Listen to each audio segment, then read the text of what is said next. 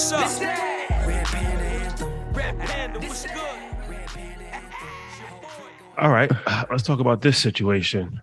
The FBI ran up in Donald Trump's house, I believe Mar-Lago. Yep. Mm-hmm. Ran his crib, took the computers, took the files, real like drug dealer type raid. Middle of the night. That if you don't know, the feds come. They all come in off peak hours, early in the morning, like 5 o'clock in the morning, like 2 o'clock in the morning, things of that nature. So they treated him with all disrespect. Ran in his house, he wasn't happy about it. So what's going on with this Trump situation? It's a new story every single week. From what Troy, you want to take it? I mean, I've been forced to watch it. It's the only thing my parents watch. I mean, there are files that they say that he was in possession of that could be potentially dangerous. There's a threat on national security that he has. Obviously, he's not the president anymore, so I don't think he's supposed to have access to it. And there's been some lies that have been told allegedly, and they're trying to cover him. I know, he's facing tax evasion in New York State, and so the tax files haven't been turned over, and so they're looking to see if some of those papers are in Mar-a-Lago. I mean, when the Alphabet Boys come, this is no longer, this is like a serious situation. Yeah. So, I mean, what are you gonna do? I mean, interestingly enough, though, it became for the Republican Party like a rallying cry to support him. They don't have a candidate, so this may prop him up to have a chance to be victorious. And it sucks, but during a recession, fellas always remember this: like, if the money not flowing right, things can always change in the household.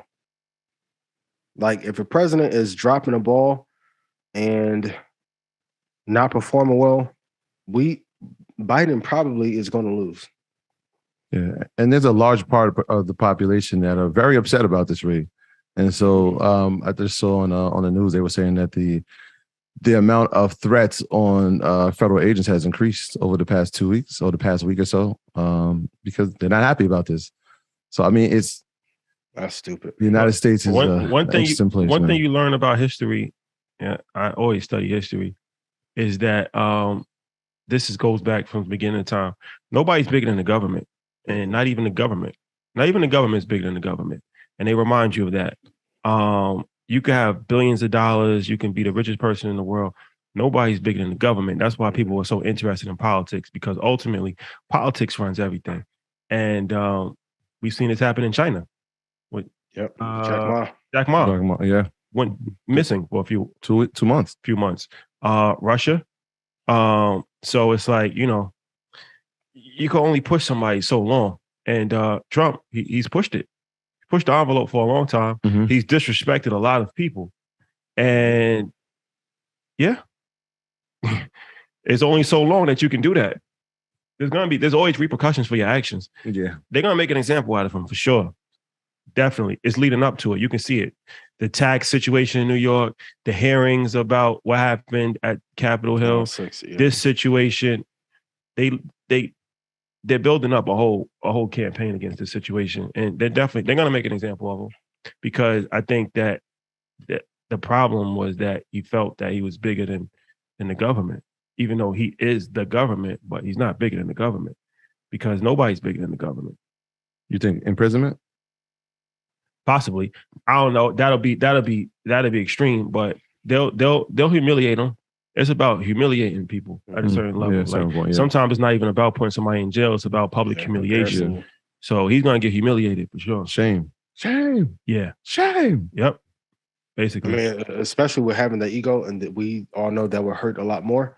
And I know people are going to kind of compare it to Bush, but like Bush kept his counsel around him, even though they were using him a lot longer. And they kind of did things in a certain way where there was like a layer of protection around Bush, and Rumsfeld did certain things. But Trump's counsel got in trouble too fast. Like, there's just certain things. I mean, like you said, with Jack Ma, there's other entrepreneurs in China that I won't mention that have faced some punishment as a result. Man, you got to be very, very careful. That's a dangerous game that he is playing. It's a dangerous game he's playing. Yeah. Indeed.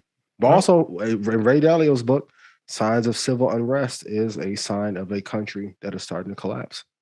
So the final nail in the coffin will be is if we have some kind of civil war, which they've been trying to prop up and make happen for like the last 10 or 15 years. Yeah. All right. Well, yeah. Pay your taxes, ladies and gentlemen. Live a clean life. And then I know there's going to be people like, no, we're sovereign citizens. We don't have to pay taxes. All right. Don't pay your taxes. See what happens. Try that one. Try to see how that works out for you. Good luck. The good thing is that we live in a world where you can do whatever you want. You can do whatever you want. That's true. Yeah. You're not going to beat the government. I'll tell you that much. That's going to be tough. It's almost impossible. Only people that beat the feds was Murder Inc. Shout out to Chris Gotti. They did.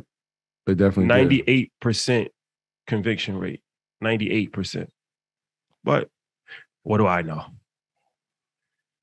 All right. Next subject. Yeah, real quick. I haven't done it in a while, but it's a big week for retail. I know a lot of people, and I spoke to some gentlemen yesterday that, they base their investments around the earnings.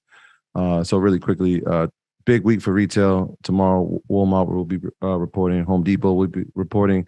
Wednesday, we got Target and TJX, that has TJ Maxx under it. Kohl's on Thursday and Ross on Thursday as well. So big week for retail. Big week. Yes. Yeah. And shout out to all my people. I got a bunch of messages, obviously, when Disney reported last week. And they were like, Troy, yeah, Disney, man. I'm like, yeah, patience. So shout out to all the people that, took the information, executed on the information as far as when it came to Disney. I told you there was a stock that I believed in, a company I believed in.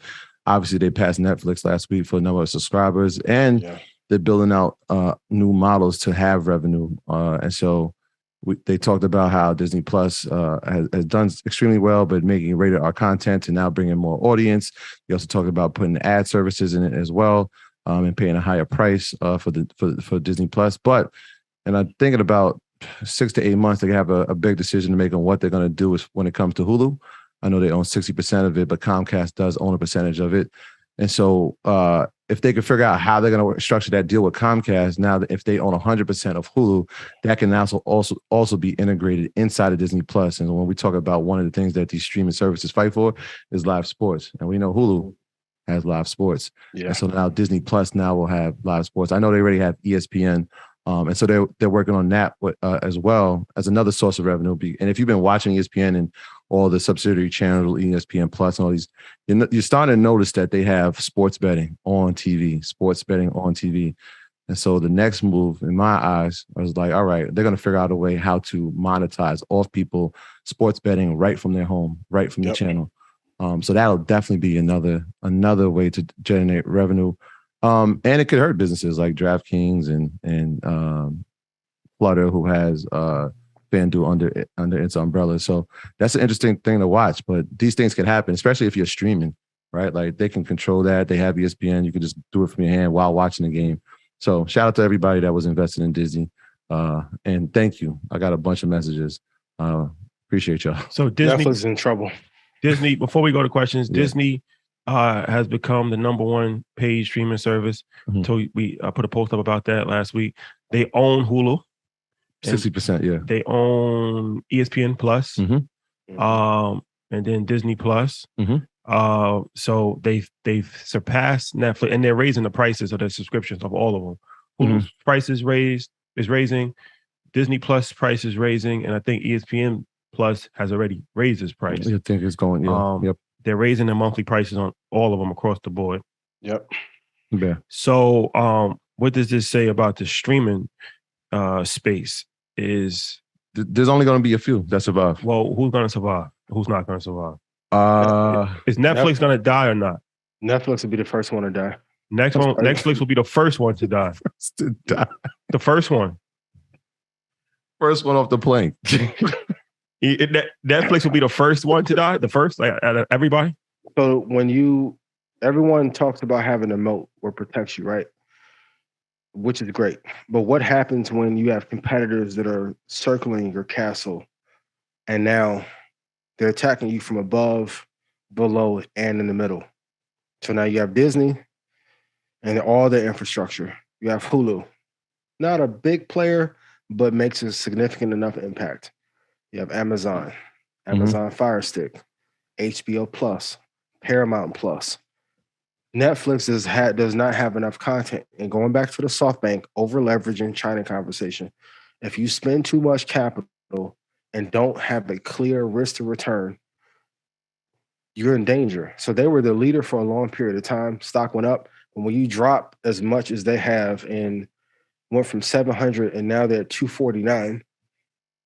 Now, what happens if a few of these want to bundle up under one? And let's say Disney, it won't happen, but if Disney buys Paramount Plus and now you have everything under one app that you want to access, there's no reason to have Netflix. And then outside of a few shows, there's nothing really on Netflix to entice you to really stay.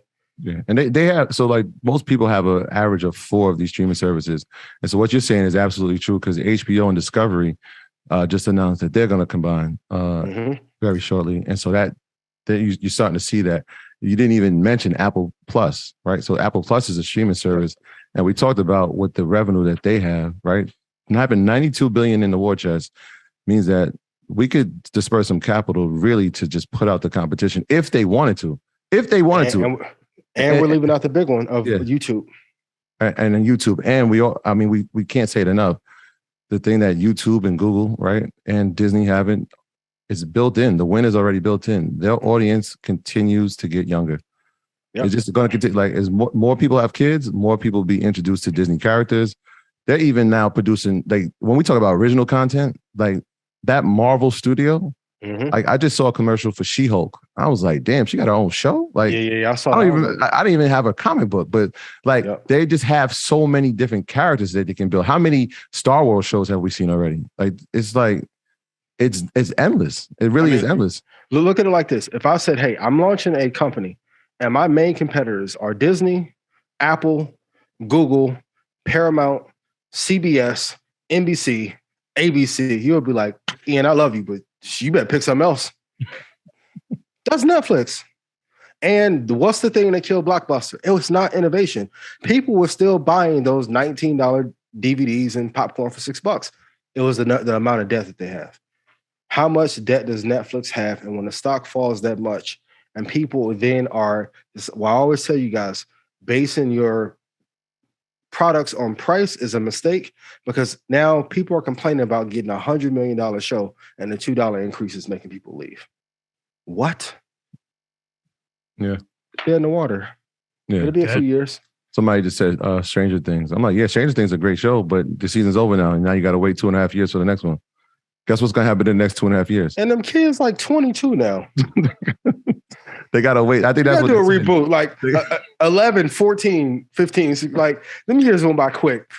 The little black kid, he's 6'3". He looked like he LeBron James kid. Bro, y'all got to get another reboot. It takes too long.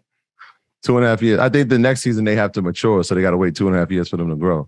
And so it's like, all right, that's cool, but 2.5 years is a long time. There's going to be a lot of content coming from all these other streaming services that's going to occupy the time of the users. And so they got to, it's an uphill battle. It's an uphill battle.